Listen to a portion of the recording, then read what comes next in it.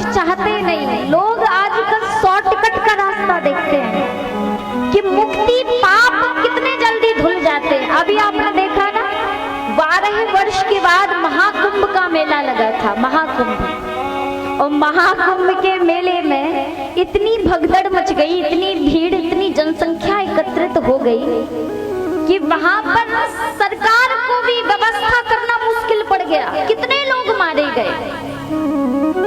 क्यों?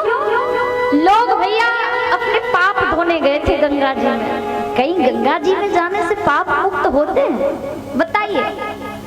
अगर गंगा नहाने से व्यक्ति अपने पापों से मुक्त होता तो गंगा पुत्र भीष्म थे। कौन थे? गंगा पुत्र भीष्म। अगर वो गंगा पुत्र होकर भी उस भीष्म पितामह को बाणों की सैया पर सोना पड़ा। अगर गंगा वास्तविकता में पाप धोने वाली होती तो अपने पुत्र भीष्म को पापों से मुक्त कर देती। उन्होंने पूर्व जन्म में एक सर्प को नौक पर उठाया था, बाण की नौक पर, और कांटों की झाड़ियों में डाल दिया था। उस सर्प ने श्राप दिया था कि जिस तरह कांटों की सैया पर मैं सो रहा हूँ, उस तरह मृत्यु के समय बाणों की कांटों की सैया पर तुम्हें भी सोना पड़ेगा, क्योंकि कर्म का चक्र इतना प्रबल है कि ये व्यक्ति कर्म से बचने वाला नहीं है। गंगा स्नान से आप शुद्ध हो सकते हो, पवित्र हो सकते हो, लेकिन पापों से मुक्त नहीं हो सकते, नहीं हो सकते। एक बार, अच्छा, ये महाकुंभ में जितने लोगों ने, करोड़ों लोगों ने स्नान किया, माताओं, क्या ये सब स्वर्ग गए? इन सबको स्वर्ग मिलेगा? ये सब पापों से मुक्त होंगे? एक बार माता पार्वती ने भगवान शंकर से यही प्रश्न पूछा, स्वामी, इस कुंभ के मेले में गंगा स्नान करने वाले ये लाखों करोड़ों लोग स्वर्ग जाएंगे, ये पापों से मुक्त हो जाएंगे? तो भगवान शंकर ने कहा, देवी नहीं, ये कुंभ मेले में गंगा स्नान के लिए करोड़ों लोग आ रहे हैं, लेकिन ये सब पापों से मुक्त नहीं होंगे, ये सब स्वर्ग, ये सब सदगति नहीं पाएंगे। फिर इनमें से सदगति किसको मिलेगी? तो माता पार्वती से भगवान शंकर ने कहा, देवी बताता हूँ, किसे इस कुंभ में सदगति मिलेगी, किसे स्वर्ग मिलेगा। आज भगवान शंकर महाकुंभ के मेले में अपनी पत्नी को साथ में लेकर पहुंच गए और महाकुंभ की धरती पर जाकर भगवान शंकर ने एक लीला की। क्या लीला की? कि भगवान शंकर एक आसन पर जाकर सो गए। सारे शरीर में जिसके भग के निशान पड़े हुए हैं, कोड़ के निशान पड़े हुए हैं, और मैया पार्वती ने फटी पुरानी साड़ी पहने पति के ऊपर छाती पीट पीट कर पति के शरीर पर सर पटक पटक कर विलाप कर रही हैं, रो रही हैं। अब जो गंगा स्नान करके निकले वो पूछे कि देवी आपके पति को क्या हुआ? माता पार्वती कहें, बोले अगर मेरे पति जीवित हो जाएंगे, मेरे पति का ये कोढ़ भी नष्ट हो जाएगा, जो रोग है ना वो भी नष्ट हो जाएगा। कैसे? बोले जो गंगा स्नान करके अगर मेरे पति को छू ले तो मेरे पति जीवित हो जाएंगे।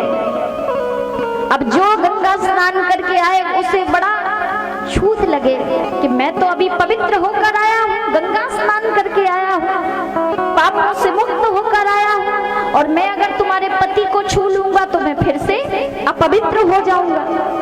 तो किसी ने भी, लाखों लोग देखते निकल गए, किसी ने भी शंकर भगवान के ऊपर जल नहीं डाला, उनके शरीर को स्पर्श नहीं किया।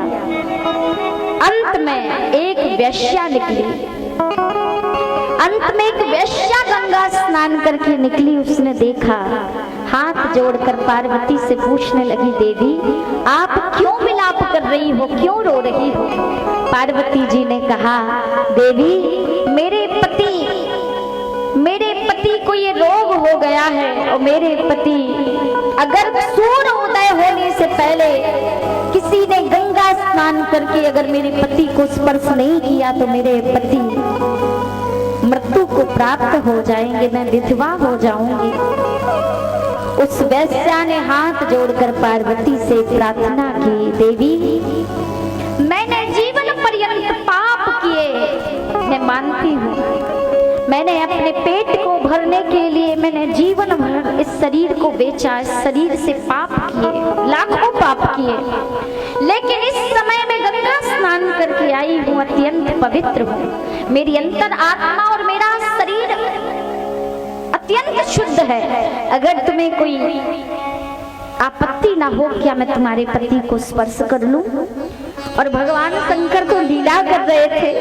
आज भगवान शंकर उठकर खड़े हो गए और अपने वास्तविक स्वरूप में प्रकट हो गए। माता पार्वती अपने वास्तविक स्वरूप में प्रकट हो गई और भगवान शंकर ने देवी पार्वती से कहा, देवी देख लो, तुम पूछती थी ना कि कौन स्वर्ग जाएगा गंगा स्नान करके, तो इन लाखों करोड़ों लोगों में से इस वैश्या को स्वर्ग प्राप्त होगा, क्योंकि इस वैश्या ने अच्छा और बुरा नहीं देखा।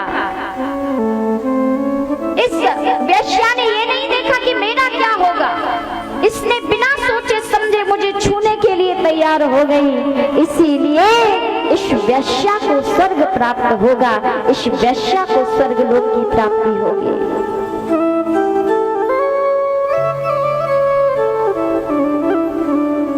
अगर आप इस भाव से गंगा स्नान करने जाओ कि हम पापों से छूट जाएंगे, तो स्वयं पापों से छुड़ाने वाले तो परमात्मा भी नहीं है प्यारे। जो जैसा बोएगा इस संसार में उसे वैसा ही काटना पड़ेगा। अगर आपने कांटे बोए हैं तो आपको कांटे ही काटने पड़ेंगे, फूल मिलने वाले नहीं हैं, याद रखना प्यारे।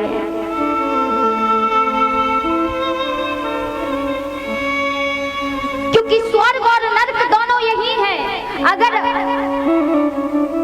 एक बेटा अपने माता पिता के साथ में गलत कर रहा है तो आने वाली पीढ़ी उसके साथ में गलत करेगी, उसको कोई नहीं बदल सकता।